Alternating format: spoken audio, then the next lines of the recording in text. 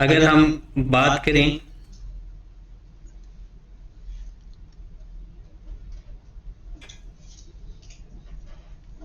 एक मिनट बस।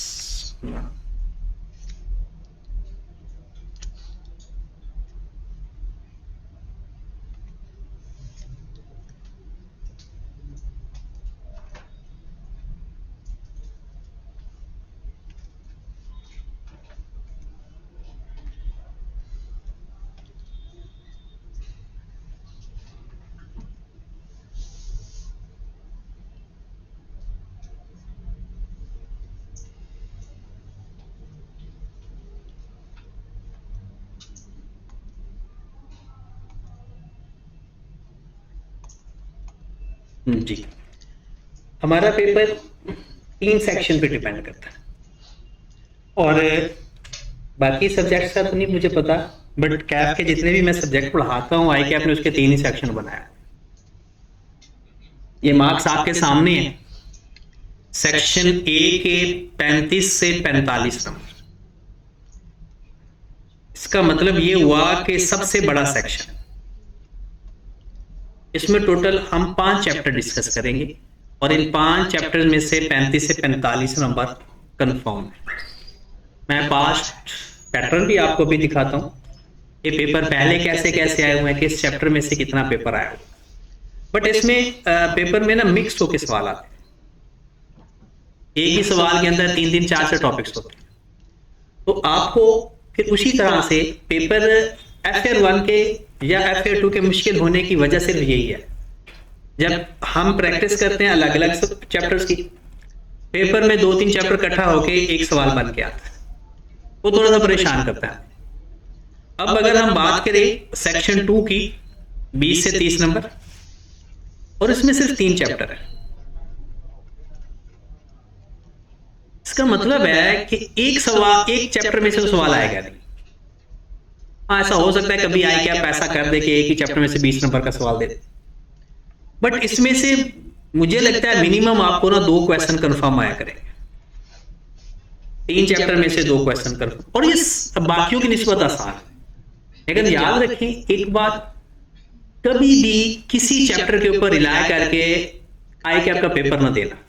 आने वाली जिंदगी आपकी पड़ी है, आपने कैप के बाद CFAP करना है, MS से करना है। जो स्टूडेंट टॉपिक वाइज तैयारी करके जाता है कि अच्छा ये चैप्टर मेरे बहुत अच्छे तैयार है, उसके पास होने के चांसेस कम होते हैं। आप सारा सिलेबस पढ़ के जाओ, जिस हद तक पढ़ सकते हो। हाँ, उसमें से कुछ बहुत अच्छा तैयार हो जाता है, कुछ कम तैयार हो जाता है, लेकिन सिलेबस सारा पढ़ के जाओ। कभी कभी ऐसा होता है जो टॉपिक आपको नहीं आता, यानी मुश्किल लगता है आपको, आपकी तैयारी उसमें से कम है, आई के उसमें से पेपर ही आसान दे देता है, तो आपको फायदा हो जाता है। कोई चैप्टर छोड़ के नहीं, ये पास होने की टेक्निक है।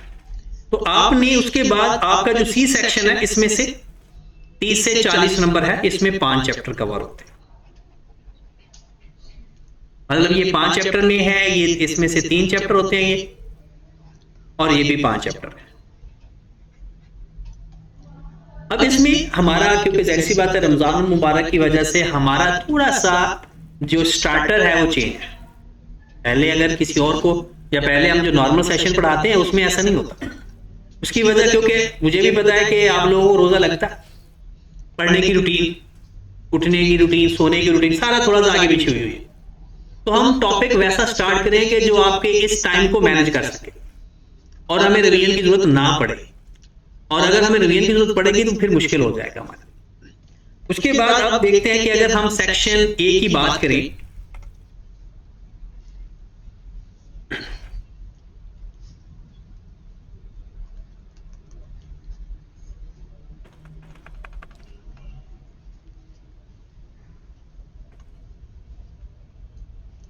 ये है हमारा सेक्शन है जिसमें आई कैप की जो स्टडी टेक्स्ट का चैप्टर नंबर 7, 6, 9, 11 और 13 पे डिपेंड करता है। इसमें मुझे बताएं जो सबसे ज्यादा आपको इंटरेस्टिंग चैप्टर लग रहा है वो भला कौन सा है? NP 10 नंबर का पेपर, 10 नंबर का पेपर, 18 नंबर का पेपर, 3 नंबर का पेपर, 9 नंबर का पेपर, यानी हर अटेम्प्ट में अभी तक ऐसा कोई पेपर नहीं आया। हाँ ये है, यहां पर कितने नंबर है, फिर ऊपर देखें अगर इधर 18 है तो ऊपर, इधर अगर 10 है तो ऊपर भी, इधर 10 है तो ऊपर 15, और यहां पर देखिए इधर 9 है तो ऊपर कुछ आई कैप की स्ट्रैटेजी समझ लगी।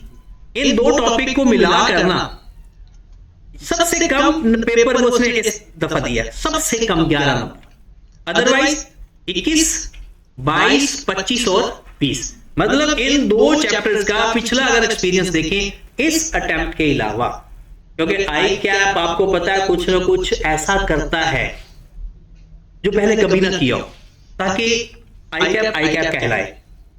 अगर नॉर्मल पेपर देता रहे ना पैटर्न के हिसाब से, तो फिर आई कैप वीकों बन जाए। हम 5 साल के पेपर कर लें, हम वो सवाल देखें, ये 2 चैप्टर कर लें, 35 में से अगर हम नंबर 20 ले जाते हैं इसमें से, तो काम तो ठीक हो जाएगा। इस टॉपिक को देखिएगा जरा, ये टॉपिक इतना आसान ना समझे, ये टॉपिक और ये मिक्स है। ये जो स्टैरिश है ना, इस स्टैरिश का मतलब ये नहीं कि पेपर में सवाल नहीं आया, इसका मतलब है इसके अंदर इसका भी पार्ट रोल है। तो ये समझो कि ये तो दोनों चैप्टर में एक चैप्टर है, जिसमें से भी सवाल आया समझो सवाल एक ही है। अब इन दोनों को मिलाकर देखें तो देखें 20 number last time, 11 number, 16 number, फिर ये अटेम्प्ट में इसने काम खराब किया था, सिर्फ 3 नंबर इनको मिला के दिए। और जो 1-2 नंबर है ना, ये एमसीक्यूज है, उसके सवाल नहीं आता इस तरह से। और उस दफा इसने 25 नंबर का पेपर यहां से दे दिया। और अगर इसको देखें, इसका पैटर्न देखिए, 8 8 फिर 1 फिर 8 8, और मुझे लगता है बारी तो एक ही है, बट कुछ पता नहीं है, इसमें से वो ज्यादा नंबर भी दे सकता है। हाँ, लेकिन ये यहां पर डाउटफुल है। ओवरऑल अगर हम टोटल नंबर देखें तो उसने 35 से 45 कहा है, तो आप देखें 39 का, 40 का, 39 का, 36 का, 37 का वो पेपर इसमें से दे रहा है। चैप्टर कितने हैं? 5। इन 3 चैप्टर का नेचर एक ही है, ये एक ही फैमिली है, और इन दोनों की फैमिली एक तो नहीं है, लेकिन हम बना लेते हैं। अब सबसे मुश्किल टॉपिक ये समझा जाता है, ये मुश्किल है नहीं, समझा जाता है। वजह क्योंकि इसको हम एंड पे करते हैं, एंड पे सारे सब्जेक्ट का प्रेशर कट हो जाता है। प्रेशर की वजह से स्टूडेंट्स को लगता है कि ये टॉपिक मुश्किल है।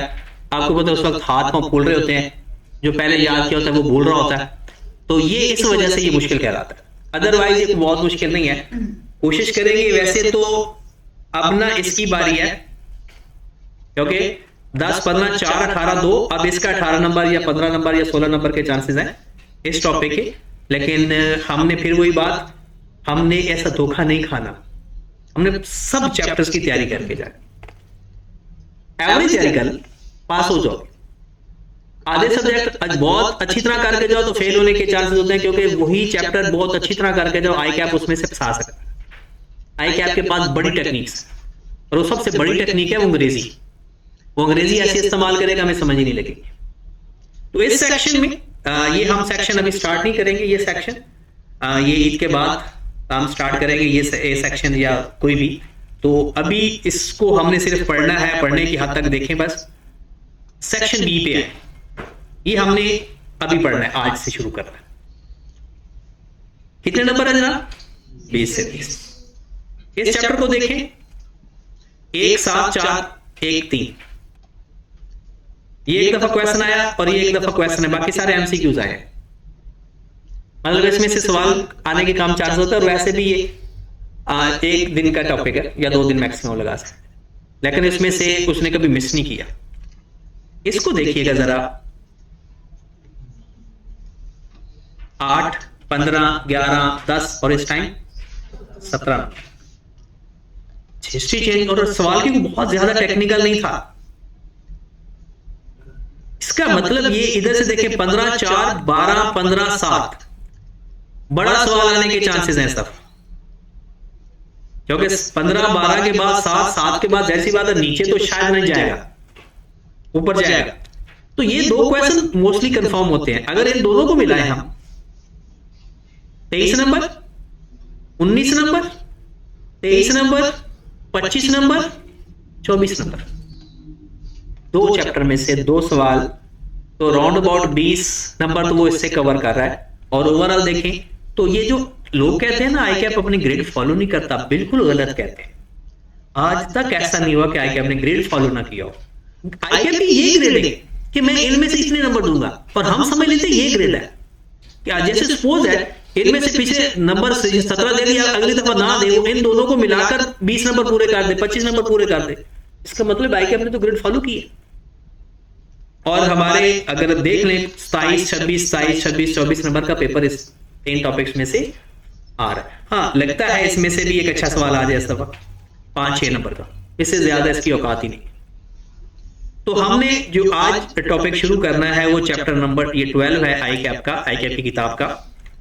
और आप लोगों ने आई कैप की किताब ही फॉलो करनी है, फिर प्लस मैंने आपको आई कैप के पास पेपर दे रहे हैं। 70% किताब के अंदर ही है पास पेपर, जो नहीं है वो मैं एडिशनल दे दूंगा। तीसरा सेक्शन जिसको अकाउंटिंग समझा जाता है, ये 1 2 3 4 5 30 से 40 नंबर। ये जो स्टार लगे हुए हैं ना यहाँ, इसका मतलब ये नहीं है कि इन्होंने कोई मार्का मारा है। इसका मतलब है ये सवाल मिक्स होके आया है किसी और स्टैंडर्ड के साथ। मतलब जैसे यहां पर 20 नंबर लिखे हुए हैं, इस 20 नंबर में ये स्टैंडर्ड भी था और ये स्टैंडर्ड भी था। अब इसमें देखें सबसे इंटरेस्टिंग चीज कौन सा स्टैंडर्ड लग रहा है आपको? आइए 16। अगर उसमें देखें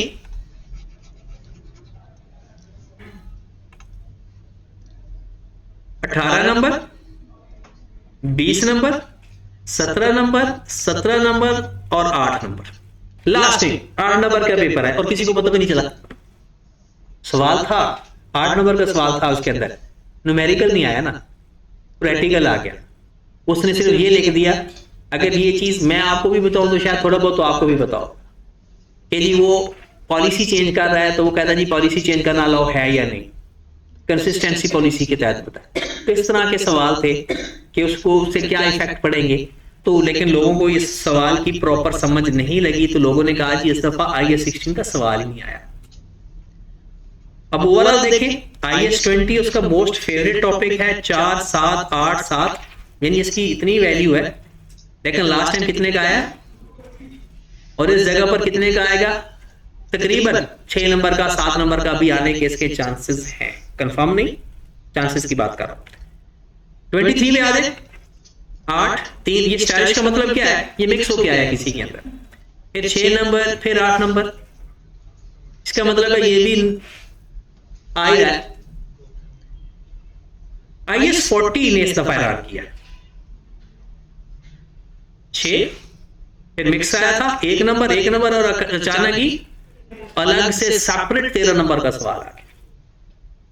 यानी इसको आज तक ऐसा नहीं हुआ कि ये सेपरेट सवाल इतना बड़ा है। चांसेस थे 7-8 नंबर के, लेकिन उसने 13 नंबर का सवाल दे दिया। तो ये भी लोगों ने, आज जितने भी लोगों ने किया होगा ना, आपको बहुत अच्छा सवाल नहीं किया होगा ये। उसकी वजह ये क्योंकि लोगों की प्रैक्टिस कम थी। सवाल आसान था लेकिन प्रैक्टिस, लैक ऑफ प्रैक्टिस की वजह से अगर यही सवाल ऊपर वाला आ जाता तो लोग बहुत अच्छा कर लेते। हाँ जी, ये है आपका, इस आपके लिए ये फेवरेट टॉपिक 3, 8, 8, 3, 2 और इस दफा फिर 8 के चांसेस लगता है। बाकी देखिए ना, अगर इसने 8 नंबर का ना दिया ना, तो यहां से सवाल मैं कहूँगा आउट ऑफ सिलेबस दे दिया आएगा, बहुत बुरा किया, क्योंकि उसने मेरी एक्सपेक्टेशन को तोड़ा। अपनी एक्सपेक्टेशन को कभी नहीं तोड़ता, आप देख लें 30 से 40 उसने कहा है, 34, 34, 34, 38, 39 उसने जो कहा उसमें से पेपर दे रहा है। तो हाँ, अगर हम सोचे कि आई कैप ज्यादती कर लेता है, जो बच्चे बाद में रोना लग जाते हैं पेपर देने के बाद, या सोशल मीडिया पर इतना ज्यादा मैंने देखा कि इस दफा 1-2 पेपर्स के बारे में लोगों ने बड़े गलत व्यूज दिए। याद रखें आई कैप का पेपर हमेशा उसके अंदर पासिंग मार्जिन होता है, उससे बाहर, मतलब अगर मैं आई कैप की स्ट्रेटजी बताऊं ना, आई कैप 40 to 50 मार्क्स ऐसे देता है कि भाई आ जाओ पास कर लो। अगर आपकी अच्छी प्रैक्टिस है, आपने अपनी तरफ से फुल एक चार्टर्ड अकाउंटेंट वाली मेहनत की है, तो इतना पेपर होता है वो आपके हाथ में होता है। फिर उसके बाद 20 to 30 मार्क्स का पेपर थोड़ा सा एडवांस लेवल का होता है, लेकिन ये कंट्रोल वाला, जिसे हम कहते हैं अच्छा सवाल था। ये ऊपर वाला पेपर जो होता है ना, ये आपका पास पेपर बेस्ड होता है, मतलब पास पेपर की तरह, पास पेपर एज इट इज नहीं, उस जैसा। ये 20 to 30 मार्क्स है कि कुछ चेंज करता है। कैसे चेंज करेगा? वो लाइनें चेंज कर देगा, थोड़ा सा फॉर्मेट चेंज कर देगा, रिक्वायरमेंट चेंज कर देगा, तो वो इतना एक नंबर का होता है। और 15 से 20 नंबर का पेपर है, जिसे कहते हैं कोई दुश्मन बनाता है पेपर। मतलब ये नंबर वो होते हैं नॉर्मल स्टूडेंट्स यहां तक पहुंचते ही नहीं है। मतलब उसका 80 नंबर का पेपर होता है, टाइम ही खत्म, तो दुश्मन के एरिया में वो जाता ही नहीं। हाँ, अगर जिसने टाइम पर पेपर कर लिया, यहां तक पहुंच गया, तो उसको समझ नहीं लगता। मैं सब स्टूडेंट्स की बात नहीं कर रहा, ये ओवरऑल मैं ये उस पेपर की बात कर रहा हूं जो पेपर बहुत मुश्किल, आप समझोगे ना कि पेपर बहुत मुश्किल है, वो ये पेपर होता है। मतलब उस पेपर में भी ना 50 नंबर आपके ही होते हैं। और कोई भी न्यूमेरिकल पेपर पास होने की टेक्निक क्या है कि सबसे पहले आपने अपने पेपर में, अगर मैं बताऊं, 40 मार्क्स ढूंढने हैं बस। आपको ना 15 मिनट मिलेंगे। ऐसा होता है कि जब पीआरसी के बाद बंदा कैफ में जाता है ना, तो वो एग्जामिनर क्वेश्चन पेपर देके चला जाता है। बंदा इंतजार कर रहा था कि अभी आंसर शीट आएगी, वो आंसर शीट नहीं आती। आ भी जाए ना तो कुछ लिखने बैठ जाते हैं, लिखने की इजाजत नहीं होती। 15 मिनट रीडिंग टाइम होता है। आपको पेपर मिलेगा, आपके पास 15 मिनट होंगे, आपने उसको पढ़ना है। आपने उसको पढ़ा ना, 50% बच्चा उन 15 मिनट में फेल हो चुका होता है। जो सवाल उन्हें, अगर पहले उसने सवाल पढ़ा उसको नहीं आता, बस गया, वो समझता है कि ऐसा है कि उनका सब कुछ गया। वो भाई, वो पहला सवाल 50 नंबर का थोड़ी था, वो 10 नंबर का हो सकता है, 5 नंबर का हो सकता है, 15-20 नंबर का हो सकता है। लेकिन आपने कितने नंबर ढूंढने हैं? सिर्फ 40। अगर आपको 40 नंबर का पेपर आता है ना, तो आपका पेपर पास। लेकिन ये 40 का करके नहीं आना, बाकी पूरा पेपर अटेम्प्ट करके आना। 40 तो मैं ज्यादा मार्क्स कह रहा हूं। अगर मैं अपने दौर की बात करूं तो हम पूरे पेपर में देखते थे कि क्या कोई सवाल हमें आता है, और अगर एक सवाल हमें मिल जाए ना कि जो सवाल हमें आता होता था, तो हमारा पेपर पास होता था। और अब की बात यह है कि पता नहीं क्या मसला हो गया है, स्टूडेंट्स का दिमाग चेंज हो गया है। उनको 80 नंबर का पेपर आता होता, एक सवाल नहीं आता होता 20 नंबर का, वो रो धो के वापस आ जाते, पेपर ही छोड़ के आ जाते। एक मैं आपको रियल स्टोरी सुनाता हूं। एक स्टूडेंट ने 45 मार्क्स का पेपर हल किया, उसके बाद पेपर देकर वापस, जब रिजल्ट आया तो उसके 45 मार्क्स। मतलब अगर वो बाकी 55 मार्क्स का पेपर अटेम्प्ट करके आ जाती तो एक दो नंबर तो मिल ही जाने थे, 50 नंबर हो जाते। बहुत सारे एग्जांपल्स हैं। लोग कहते हैं 55 मार्क्स का पेपर किया तो पास हो गया, कोई कहता 60 नंबर का किया पास हो गया, लेकिन 90 वाले भी फेल हो जाते। तो डिपेंड करता है जो आपने किया है। वे जो 40 नंबर है, ये आपने कौन से करने, ये वो नहीं लिख कर आना होता जो आपको आता होता है, वो लिख कर आता जो आके आपने पूछा होता है। हमारे में सबसे बड़ी बीमारी क्या है? सवाल हमें थोड़ा सा हिंट मिलता है कि अच्छा आके आपने ये पूछा है, हम उस चीज से रिलेटेड ना पेज भर के आ जाते हैं। उस पूरे पेज में से जो आके आपने पूछा था वो भी होता है, लेकिन उसमें 20% पूछा होता है, 80% हम अपनी बोंगियां मार के आते हैं। उस बोंगियों की वजह से हमारा पेपर फेल होता है। तो पेपर पास होने का कोई भी न्यूमेरिकल पेपर, थ्योरेटिकल की बात नहीं मैं कर सकता, आपने सिर्फ 40 नंबर ढूंढने हैं उन 15 मिनट के अंदर। जो आपको लगता है कि ये तो आपको आते हैं, उन पर मार्कर उनको करना शुरू करते हैं। दूसरा, ये मैं एंड पे भी बताऊंगा, अभी भी बता रहा हूं, पेपर का तरीकाकार ये होगा कि आपने देखा जी क्वेश्चन नंबर 1 आपको आता है, 10 नंबर का है। इन 15 मिनट के अंदर आपने इसको 1.8 से मल्टीप्लाई करना है। कितना टाइम इसको मिला? 18 मिनट। 18 मिनट के अंदर जितना ये सवाल हो सकता है, ओके। आपको लगता है कि ये सवाल 18 मिनट के अंदर नहीं हो रहा, ये तो अभी कुछ सिरा मुझे हाथ नहीं मिला, छोड़ दो सवाल को। इसी सवाल के पीछे अपनी जिंदगी बर्बाद नहीं करनी। अगले सवाल पे जाओ। अगला सवाल है, सपोज है 15 नंबर का सवाल है, उसको भी 1.8 से मल्टीप्लाई करो, 24 मिनट मिल रहे हैं आपको, आपने 24 मिनट लगाओ, जितना टाइम इसको एलोकेट हो रहा है उतना टाइम लगाओ, छोड़ो।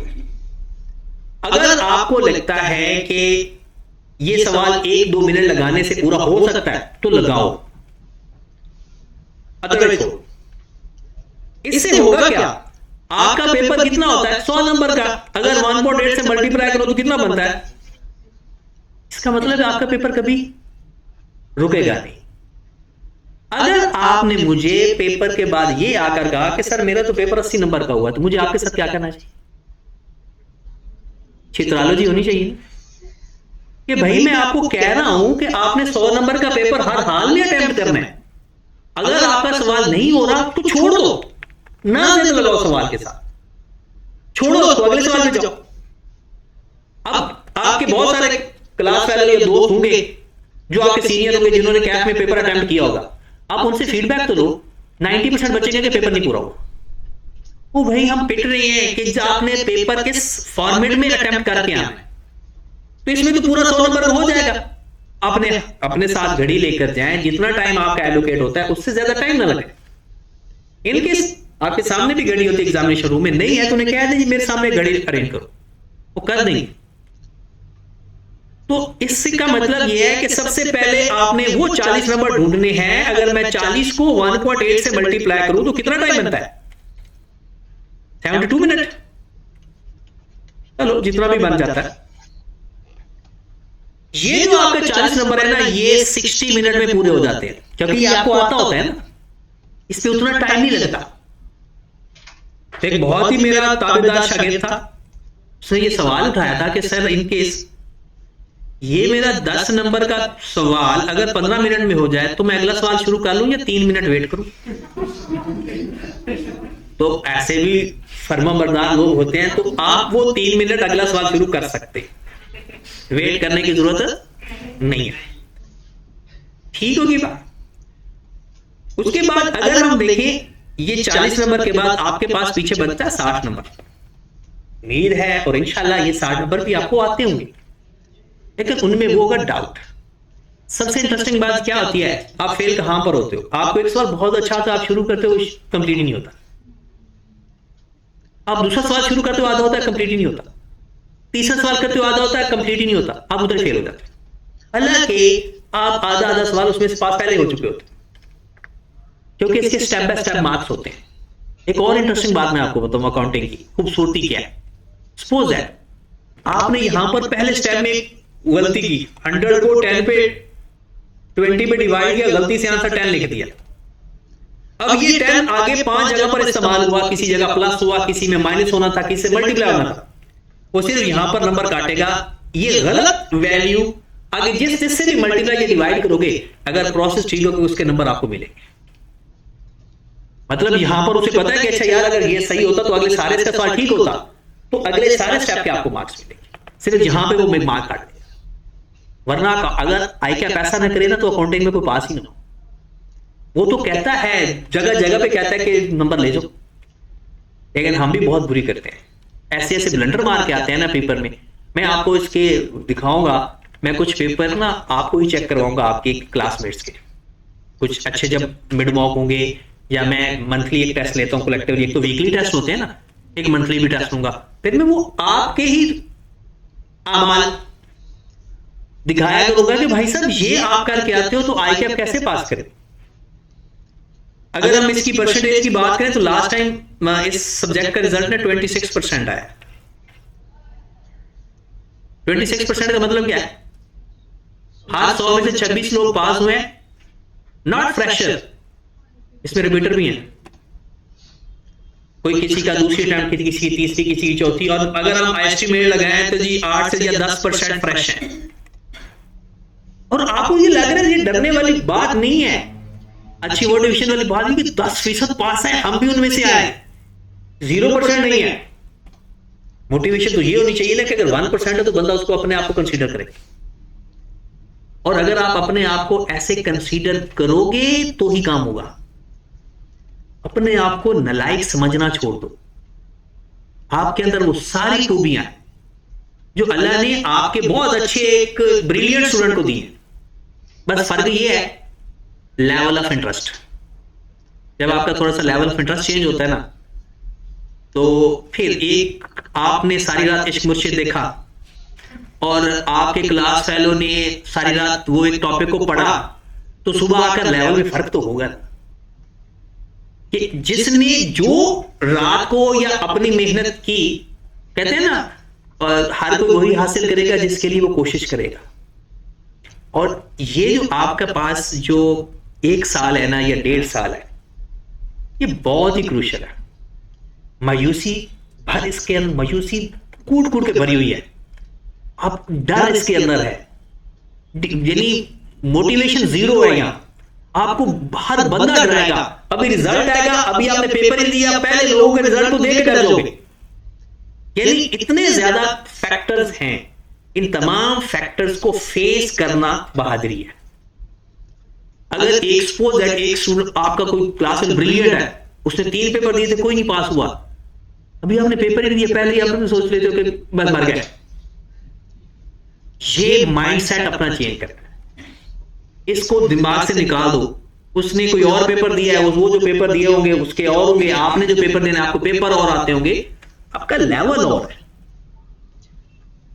तो बिस्मिल्लाह करते हैं जनाब सेक्शन 2 से। और मैं ये सोच रहा हूं कि हम ये जो सेक्शन बी है इसको पूरा कर लें, आज तो नहीं, मतलब ये शुरू करके इसको खत्म करके किसी और सेक्शन पे जाए। हालांकि हमें एक और सेक्शन स्टार्ट करना चाहिए था, सेक्शन सी का एक चैप्टर स्टार्ट करना चाहिए, लेकिन अब ये है कि हम पहले ये सेक्शन पूरा करेंगे, फिर सी की तरफ जाएंगे और फिर ए की तरफ। हमारा कोई रूट ये होगा। बस हिम्मत ये है कि आपने छुट्टी नहीं करी। अगर छुट्टी करोगे तो फिर तो गए। तो मैं पहले आपको ये चैप्टर स्टार्ट करवा रहा हूं। अगर ये हमारा पहले खत्म हो गया ईद से पहले, तो फिर हम ये भी कर लेंगे। और अगर ना खत्म हुआ, खत्म तो हो जाएगा ये चैप्टर, और अगर टाइम ना मिला तो फिर हम ये चैप्टर करेंगे और उसके बाद ये चैप्टर। तो 20 से 30 नंबर इंशाल्लाह हम ईद के फौरन बाद तक कवर कर लेंगे। ये सेक्शन हमारा कंप्लीट हो जाएगा। फिर उसके बाद हम सेक्शन सी पढ़ेंगे। उस पर बहुत टाइम लगेगा, क्योंकि उसके पढ़े बगैर हम सेक्शन ए पढ़ नहीं सकते। एक चैप्टर तो है पढ़ सकते हैं, लेकिन बेहतर है कि हम सेक्शन सी कंप्लीट करें उसके बाद। तो बिस्मिल्लाह करते हैं। चैप्टर नंबर आपका है जनाब 12, interpretation of financial statement.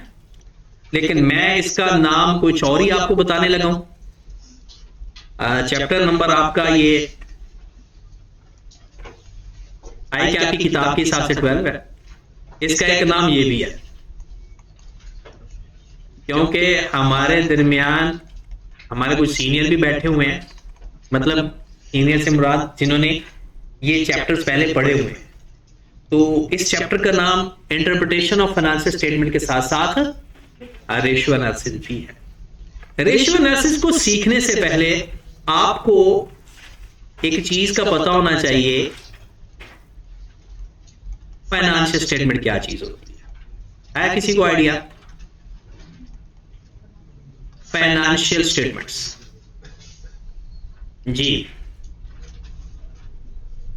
Financial statement क्या होता है? ईयर एंड पे जो हम प्रिपेयर करते हैं उन्हें हम कहते हैं फाइनेंशियल स्टेटमेंट्स। और अगर हम बात करें कि a complete set of financial statement, तो उसमें क्या होता है? A complete set of financial statement, उसमें क्या होता है जनाब? 5 कंपोनेंट्स होते हैं। नंबर 1 स्टेटमेंट ऑफ, अब तो हम तरतीब के साथ लिख सकते हैं क्योंकि आप बड़े हो गए हो। Statement of financial position, statement of financial position, ये किसी भी बिजनेस की हालत बताती है, माली हालत, कि उस बिजनेस के पास एसेट्स कितने हैं। इस स्टेटमेंट में उसकी क्या लिखी होती है? लायबिलिटी। फिर दूसरी स्टेटमेंट होती है statement of comprehensive income.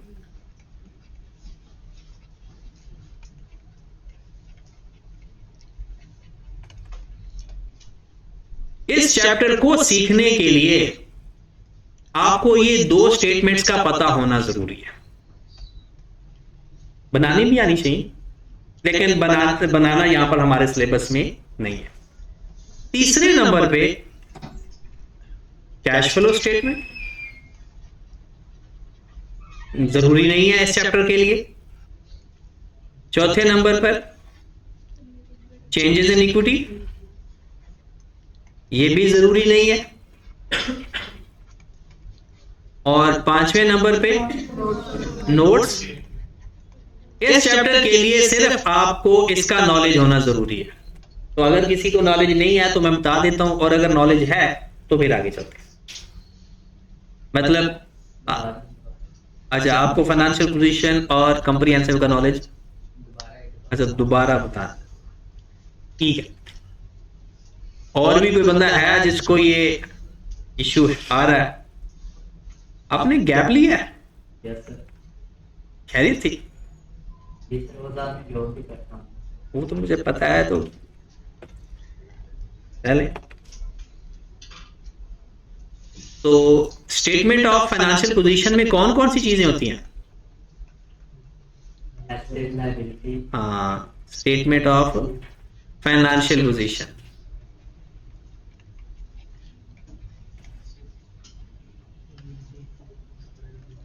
Ji, non current assets होते हैं।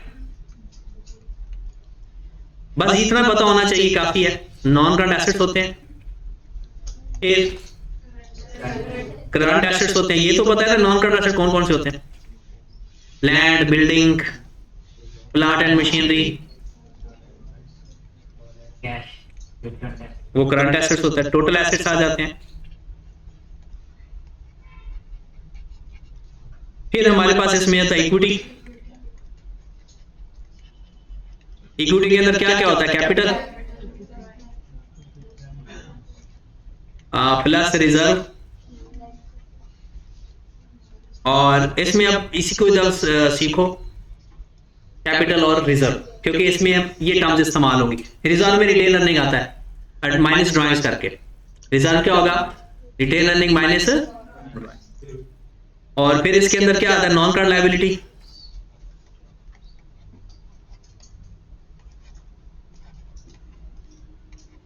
फिर इसके अंदर क्या आ जाता है? Current liability. और ये हमारे पास आ जाता है टोटल इक्विटी एंड लायबिलिटी। तो ये आपको पता है नॉर्मली हमेशा आपस में, नॉर्मली क्या हमेशा ही आपस में बराबर होते हैं। और अगर हम एसपीएल की बात करें या स्टेटमेंट ऑफ कॉम्प्रिहेंसिव इनकम की बात करें तो उसमें क्या होता है? वहां पर सेल्स होती हैं, लेस करते हैं इसमें से कॉस्ट ऑफ सेल। अब कॉस्ट ऑफ सेल्स भी इसमें क्या क्या होता है? Opening stock plus purchase minus, ये कॉस्ट ऑफ सेल होती है। अगर हम इनको आपस में माइनस करते हैं तो हमारे पास क्या आता है भला? ग्रॉस। ये चीजें आपको पता होनी चाहिए, क्योंकि जो हम इस चैप्टर का नाम क्या है? रेशियो एनालिसिस से पहले क्या नाम मैंने बताया था?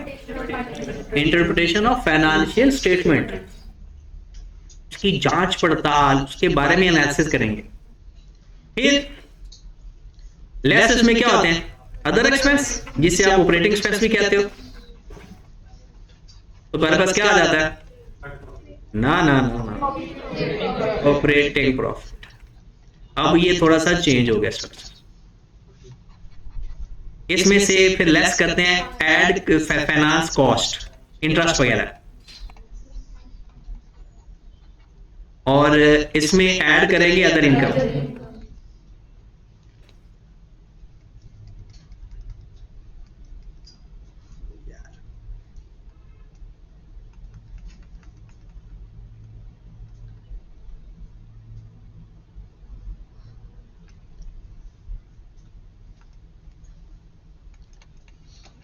ये स्ट्रक्चर आप सीखना जरूरी है।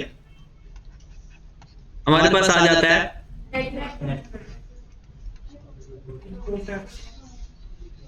टैक्स।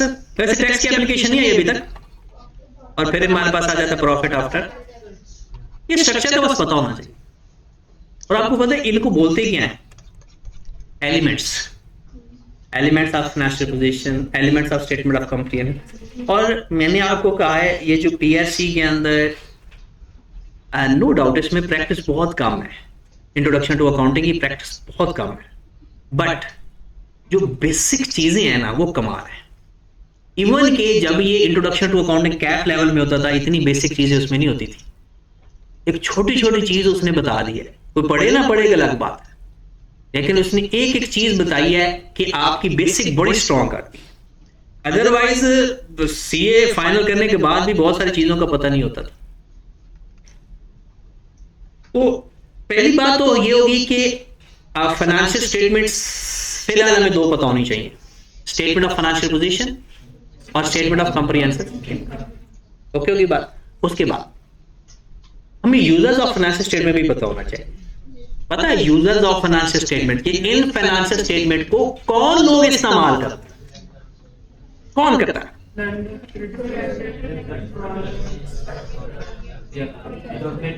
यूजर्स। फाइनेंशियल स्टेटमेंट यानी एसपीएल को या कभी हमने तो नहीं पढ़ी हुई, कौन इस्तेमाल करता है और क्यों इस्तेमाल करता है। पहले हम सिर्फ कौन तक ही रहते हैं क्योंकि हमारा आज का काम कौन तक ही है। एक सबसे बड़े कौन होता है भला? शेयर होल्डर, जिसे हम इन्वेस्टर भी कह सकते हैं। पता है ये क्यों इस्तेमाल करते हैं? क्योंकि अभी अभी आपने ताजा ताजा पेपर दिया होगा, एक कि हमने शेयर नया खरीदने हैं या इनको बेच देना है, हमें डिविडेंड इसके ऊपर कितना मिलेगा, ये इनका मकसद होता है। फिर उसके बाद लैंडर वो लोग होते हैं जिन्होंने बिजनेस को उधार दिया होता है। उनका तो बड़ा, वो तो दुआ करता होगा ना कि ये बिजनेस चलता रहे, क्योंकि उन्होंने आपसे पैसे लेने हैं और उनका मेन काम होता है कि जब ये जब पेमेंट ड्यू होती है क्या ये पे करने के काबिल होते हैं या नहीं। लैंडर के बाद और कौन होता है? क्रेडिटर, सेम नेचर हुई एक तरह से। और गवर्नमेंट एजेंसीज जैसे एफबीआर है, टैक्स पर्पस के लिए कोई लॉ लीगल लेजिस्लेशन को फॉलो हो रहा है या नहीं हो रहा बिजनेस, वो भी देखते हैं। और कस्टमर भी करते हैं, एम्प्लॉइज भी करते हैं, जनरल पब्लिक भी करती है और मैनेजमेंट। ये वो लोग हैं जो आपकी रिश्तेदारी इनकी पीआरसी से है, ऐसा ही है। और उसमें आपने ज्यादा डिटेल से पढ़े हो, इधर बस इतना ही काफी है कि पता होना चाहिए यूजर्स हैं और क्यों इस्तेमाल करते हैं। वो भी आप लोग एक दफा देख लेना बुक से, बुक का पाई कैप की ले लो और करंट एडिशन लेना, ताकि उसमें जो करंट ईयर का पेपर है वो भी शामिल हो। जो लेटेस्ट एडिशन है वो लेना है और बाकी जो एडिशनल चीजें हैं वो मैं खुद प्रोवाइड किया करूँ, ठीक है। वो सॉफ्ट में आप काम चला लेते हो, मुझे पता है। चलिए अब हम थोड़ा सा इसको, ये तो पुराना काम पढ़ा है हमने, थोड़ा सा इंट्रोडक्शन लेवल देखते हैं। हमारा टॉपिक का नाम है interpretation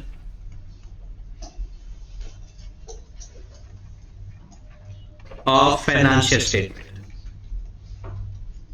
interpretation of financial statement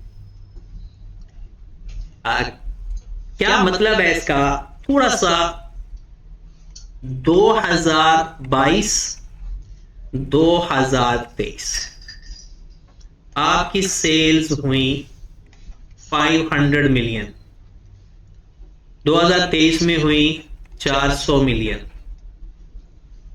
सोचोगे ये नहीं? 500 से कितनी हो गई?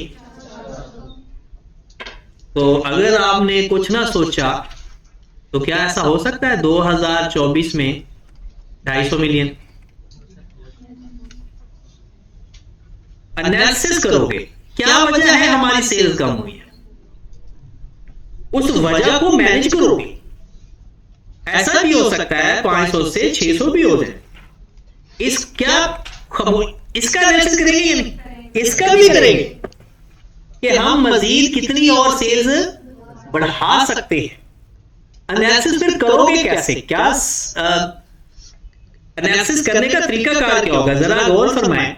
एक तो ये हो गया, अगर मैं छोटी सी एग्जांपल दूं, एनालिसिस वैसे आप कैसे करोगे?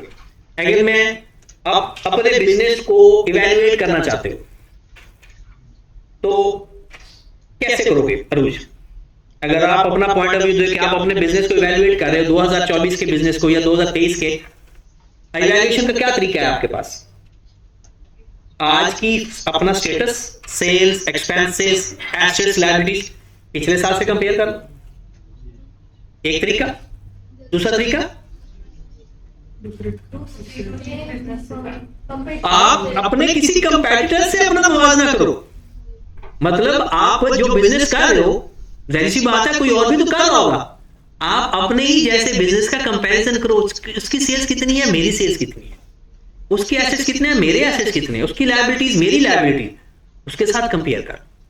तो अगर आप एनालिसिस करना चाहते हो अपने बिजनेस का, तो क्या तरीकाकार है?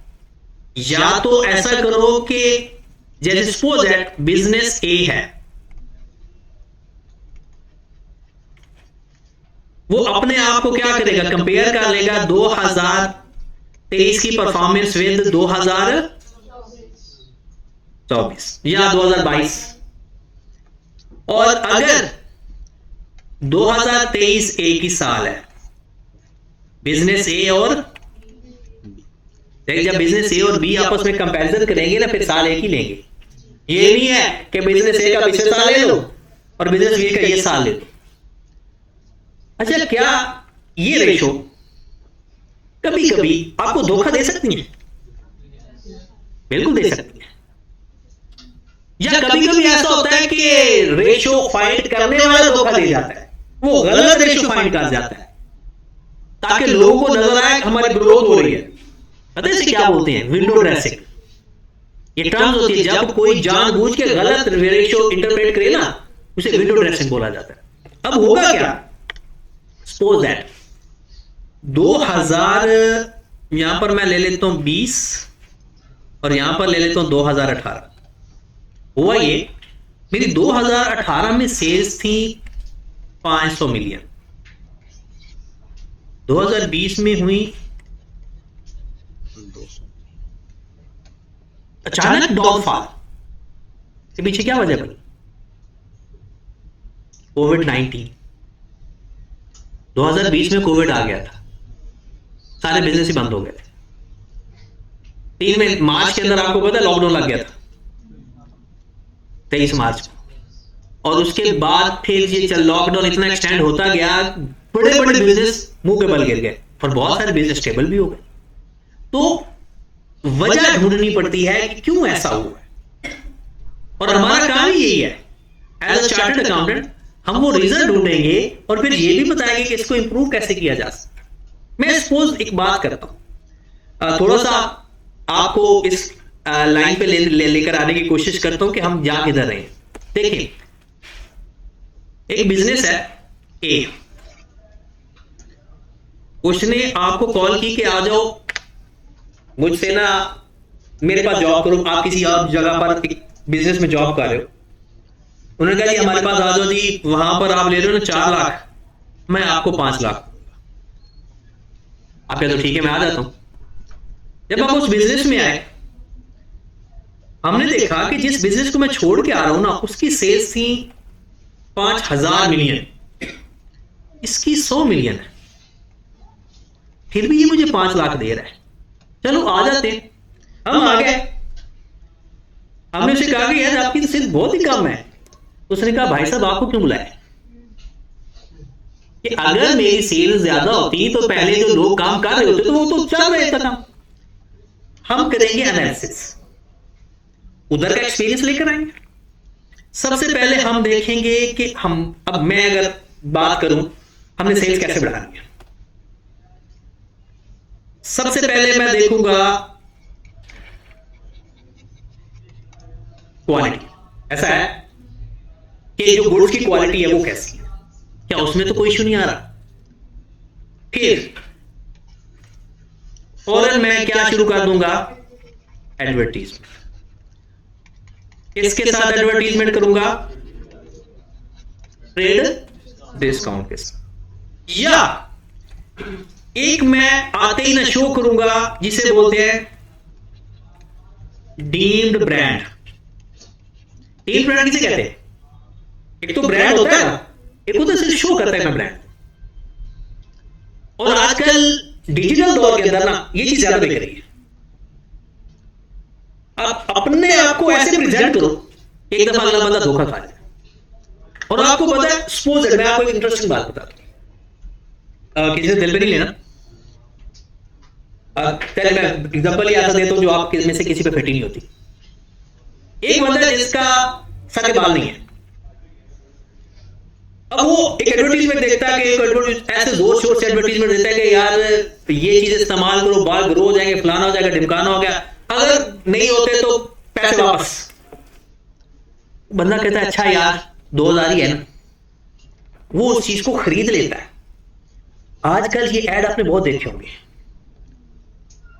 एक रंग गोरा करना, बालों को काला करना। इवन के आज से कुछ पहले इतनी एक स्टूपिड ऐड चलती थी कि जूता खरीदो हाइट बढ़ जाएगी। ये पहले थी, अब ये थोड़ा सा बंद हो गया।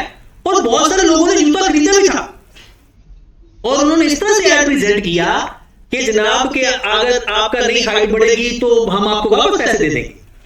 बंदे को और थोड़ा सा तो होता है कि अच्छा, वो फिर इवन के वो 2-3 लोग शो करते हैं जी, उनकी एक ही दिन के अंदर हाइट को बढ़ा भी देते हैं कि पहले देखे इतनी हाइट थी, आप देखे इसकी इतनी हाइट हो गई। तो जब ये जो इसे कहते हैं अगले बंदे को बेवकूफ बनाना, और बेवकूफ हमेशा बंदा तब बनता है। अब देखिए मैं किस तरह सोचता हूं कि कोई अगर आपको ये कह देना कि जनाब भाई अगर आपका बहुत ज्यादा वेट है तो ये खाएं तो आपका वेट बगैर एक्सरसाइज के खत्म हो जाएगा। अल्लाह की बंदो, अगर मेडिसिन से वेट खत्म होते ना तो अमीर लोग कभी मोटे होते ही ना, क्योंकि उनके पास तो पैसे की भी कमी नहीं है। भाई वेट कम करना है ना तो थोड़े से अपने काम ठीक करो, कोई खाने पीने का हिसाब किताब ठीक करो, थोड़ा सा अपने आप को बेहतर करो, अपने अंदर थोड़ी सी एक्टिवनेस लेकर आओ। तो इस तरह के जो डीम्ड ब्रांड बन जाते हैं ना, और आजकल के दौर में तो ऊपर से दूसरी बात ये होती है कि वो बंदा देख रहा होता है, वो कोई गेम खेले किधर भी वो ऐड आ रहे होते हैं, तो 90% सिर्फ एक चीज की वजह से हम मार खा जाते हैं, वो पैसे नहीं होते हमारे पास। अगर हमारे पास पैसे होना तो मैं कहता हूं कि हम ऑर्डर पे ऑर्डर करी जाए। और खास तौर पर ऐसे खास तौर पर भी अल्लाह के बंदे, एक बात कंफर्म मैं आपको बताऊं, जो अल्लाह ताला ने आपका रंग बनाया है इससे अच्छा और कोई रंग नहीं। आप जितना मर्जी कोशिश कर रहे हैं, जो मर्जी कर ले, कुछ नहीं होने वाला। आपकी सूरत बदसूरत हो सकती है, इससे अच्छा मुसव्विर जिसने बना दिया, इससे अच्छा और क्या बनाना है। और अब लोग बहुत, अल्लाह ताला ने हर सूरत के अंदर, वो मैं तो कहता हूं कि अल्लाह ताला का एक नूर नजर आता हो, और हम क्रीमें लगा लगा के ना वो नूर खत्म कर देते हैं बेसिकली। तो वो पैसा ऐसे खर्च करने की जरूरत नहीं होती। लेकिन ये बात फजूल है, कोई नहीं मेरी बात मानता, मेरे घर वाले नहीं मानते थे तो लेकिन मैं कभी भी अपनी मिसेस की तारीफ नहीं की जब भी वो मेकअप करती, कभी भी, आज तक नहीं। वो बेचारी मुंह बना बनू कर इधर उधर घूमती है, मैंने आज तक नहीं कहा कि आप बहुत प्यारी लगे। मैं हमेशा कहता हूं कि बांदरी लग रही है। और जब वो ऐसे मुंह धोकर आज मैं बहुत ही तारीफें करता हूं कि शायद वो उस बेला क्या समझती है, और ये हर औरत समझती है कि शायद मैं ना पैसे बचाने के चक्करों में ना ये कहता हूं। अल्लाह, ऐसी बात नहीं है, होती भी है लेकिन नहीं, पैसों से कहीं ज्यादा। और मुझे उनकी सूरत की फिक्र है कि कहीं खराब ही ना हो जाए पहले से। चलिए काट दूंगा इतना तो मैंने अपने पास कंट्रोल रखा होगा। वैसे लैपटॉप भी उन्हीं का ही है, क्योंकि अभी मेरा लैपटॉप को थोड़ा मसला हो गया था। चलिए अब रेशियो के अंदर हमने कैसे एनालिसिस करना, 3 तरह का एनालिसिस है जिससे हम बता सकते हैं। लेकिन अपने आप को पहली बात में समझे कि पीएससी के रिजल्ट नहीं भी आया ना तो खैर है, समझे कि पास, ठीक है। और अपने आप को थोड़ा सा ऐसे फीलिंग करवाओ कि आप लोग चार्टर्ड अकाउंटेंट बनने जा रहे हो और बिजनेस का एनालिसिस करना है। अब बिजनेस का एनालिसिस ना 3 तरह से होता है, मैं बताता हूं। अगर किसी का करना हो तो आपने, एक तरीकाकार होता है कि आप उसका ना हॉरिजॉन्टल एनालिसिस कर लें। ये अभी तक पेपर में सवाल नहीं आया लेकिन आने के बड़े चांसेस है। हॉरिजॉन्टल एनालिसिस वाला कैसे होगा? हॉरिजॉन्टल एनालिसिस का तरीका कार यह होता है कि आप ऐसा करो कि कुछ ऐसे, पिछले साल का उसका डाटा देखो, अगले साल का डाटा देखो और बता दो जी पिछले साल की सेल अगर इस साल से ज्यादा हुई है, आपको जी आपकी सेल ज्यादा हुई है, ओके बहुत अच्छी है, आपको तो पता चल गया। हालांकि हमें पता है कि पिछले साल से चेंजेस जो आ रही हैं वो नजर है। ये थोड़ा सा टेक्निकल होता है। फिर वर्टिकल एनालिसिस,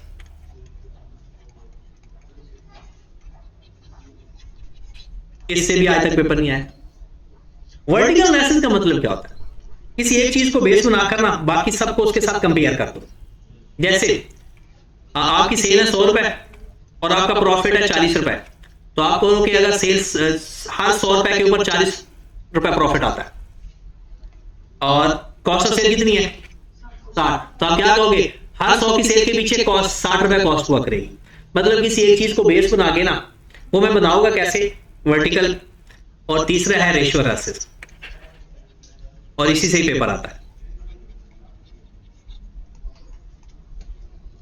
तो मैं 5 मिनट के अंदर आपको ये दोनों समझा देता हूं और इंशाल्लाह आपको समझ भी लग जाएगी, कंफर्म है, क्योंकि इसमें से पेपर नहीं आता ना। लेकिन जिस दिन पेपर इसमें से आ गया ना फिर वही कहेंगे लोग कहेंगे आउट ऑफ सिलेबस पेपर आ गया। हालांकि पेपर आउट ऑफ सिलेबस होता ही नहीं है और सीए का तो कभी भी नहीं होता। तो हॉरिजॉन्टल एनालिसिस और वर्टिकल एनालिसिस ये सिर्फ 5 मिनट की गेम है और आप इंशाल्लाह आपको समझ भी लग जाएगी। अगर आपने बुक ले ली है तो ठीक है, नहीं तो मैं ग्रुप आप बना लो अपना एक, उसमें जिसमें हम ये सॉफ्ट की चीज़ें शेयर कर लिया करेंगे, सॉफ्ट में अगर जो चीज़ें होंगी, और फिर अगर जब आपने हार्ड में अगर अरेंज कर लिया तो ठीक है। ठीक है, तो आज ही कोशिश करेंगे बन जाए ग्रुप, तो मुझे भी उसको में ऐड कर लीजिएगा, तो आप भी बना लें। ठीक है, और यहाँ से आप जो मर्जी बना लो ग्रुप। पहले भी बना हुआ तो है, वो आया नहीं, तो वो आया हुआ है नहीं अच्छा नहीं आया। हाँ तो या तो फिर नया बना लो, बेहतर है नया ही बना लो। नहीं हाँ नया बना लो, उसमें जैसे जैसे कुछ ऐड होता जाएगा तो फिर करते जाएंगे। तो उसमें मैं बुक शेयर कर दूंगा जब आप ग्रुप बना लोगे ना, तो या आप में से कोई भी बंदा बुक शेयर कर देगा उसमें, जिसमें से आज से ही हमारा काम शुरू हो गया। ठीक है, एक छोटा सा सवाल मैं करता हूँ। हमारे पास एक SOFP है और एक SOCI है।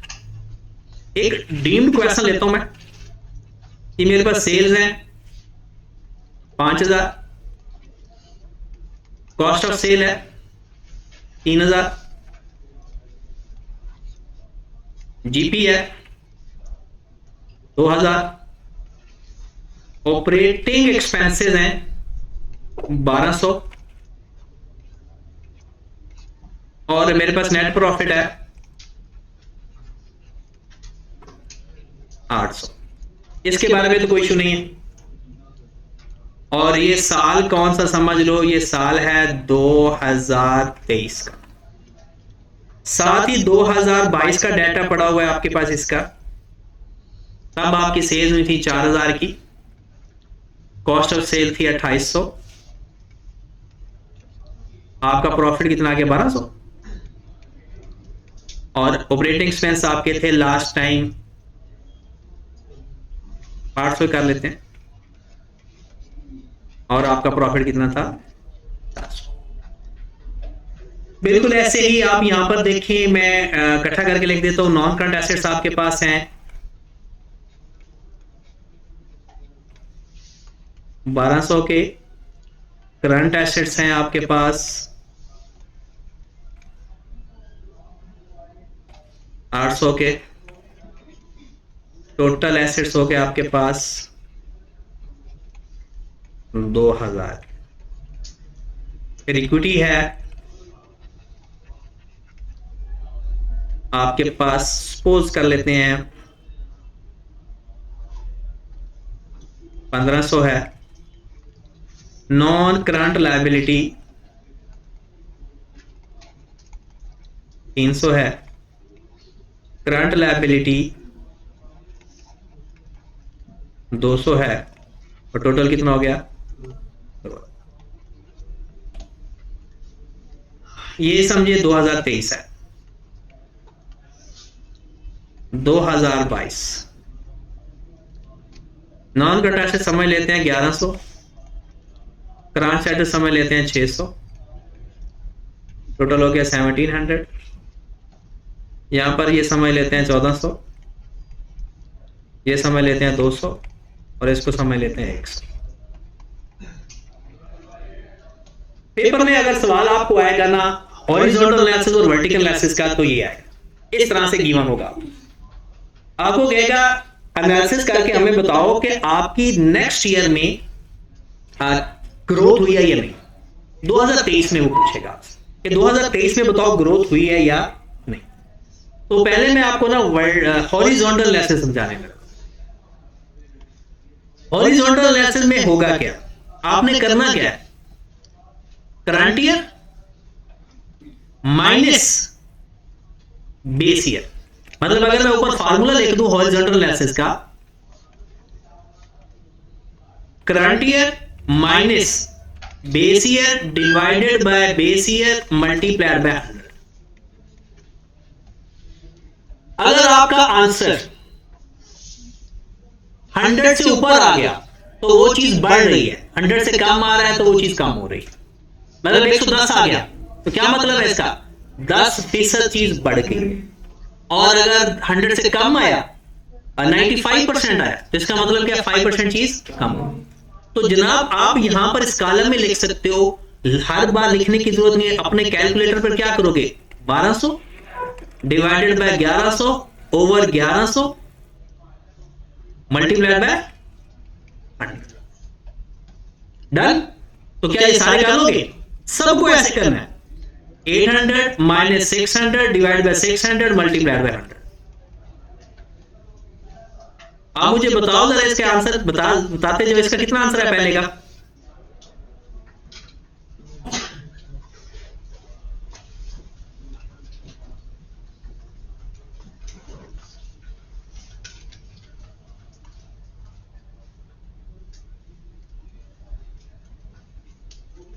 सेकंड वाले का 33.33 33.3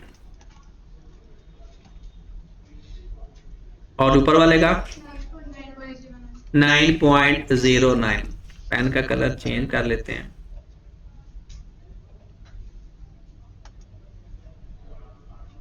हाँ जी, इसको भी करना है, सबको, हर लाइन आइटम को इसको भी करें। करना क्या है, करंट ईयर की वैल्यू माइनस बेस ईयर की value divide by base year multiplied by 100। अगर आंसर 100 से ज्यादा, मतलब जैसे ये आ रहा है 9 पॉइंट, इसका मतलब डायरेक्ट है कि 9% चीजें बढ़ गई हैं, 33% चीजें बढ़ गई हैं। इसका कितना आ गया, 17.64। फिर नेक्स्ट इक्विटी का 7.14%।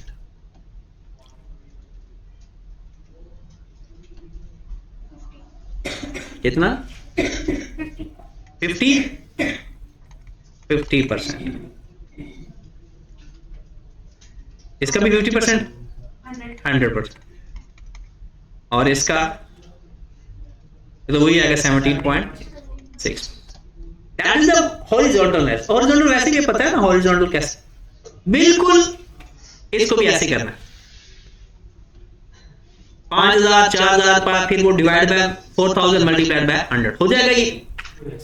अब मैं वर्टिकल बताऊं, वर्टिकल का तरीका देख लें। वर्टिकल का तरीका कभी 2 सालों का नहीं होता, वो 1 ही साल का हो सकता है। जरा गौर से देखिएगा, मैं यहां पर ही करने लगा हूं। करना क्या होता है, पहले मैं ये करता हूं वर्टिकल। ये कलर थोड़ा प्रोमिनेंट है तो ये कर लेते हैं। मैं लिख देता हूं, बाद में बताऊंगा। 5000 over 5000 multiplied by 100। 3000 over 5000 multiplied by 100। 2000 divided by 5000 multiplied by 100। 1200 divided by 5000 multiplied by 100। 800 divided by 5000 multiplied. समझ लगी क्या किया है, सेल्स को बेस बनाकर हर वैल्यू को सेल पे डिवाइड करके 100 से मल्टीप्लाई। अब इसका मतलब भी मैं बताता हूं। पहला आंसर तो 100% होगा ना, दूसरा आंसर होता है कितना, 60%। इसका मतलब है हर 100 की सेल होने पे 60 रुपए की कॉस्ट ऑफ सेल होती है। हर ₹100 की सेल में ₹60 कॉस्ट ऑफ सेल होता है। अगला आंसर कितना? 40%। 40% का मतलब क्या होगा? जब भी 100 की सेल होगी, हर 100 की सेल के पीछे जीपी कितना होगा? ₹40। फिर आगे 24% का मतलब क्या है? हर 100 की सेल में ₹24 के ऑपरेटिंग एक्सपेंस होते हैं। हो जाएगा ये? फिर इधर आए, इसका क्या करेंगे? 1200 divided by 2000 multiplied by 100, 800 divided by 2000 multiplied by 100, 1500 divide by 2000 multiplied by 100। क्या कर रहा हूं मैं? टोटल एसेट्स पे डिवाइड करी जा रहा हूं। कर लोगे? That is the vertical analysis. तो अगर पेपर में हॉरिजॉन्टल और वर्टिकल एनालिसिस का सवाल आ गया तो कर लोगे? पक्की बात है। क्या पेपर में ऐसे सवाल आएगा? हरगिज नहीं। पेपर में जो सवाल आएगा वो मैं आपको टेस्ट में दूंगा। ठीक है, मंडे को आपका टेस्ट है, ये जो कमिंग मंडे है, हर मंडे को हमारा टेस्ट होता है।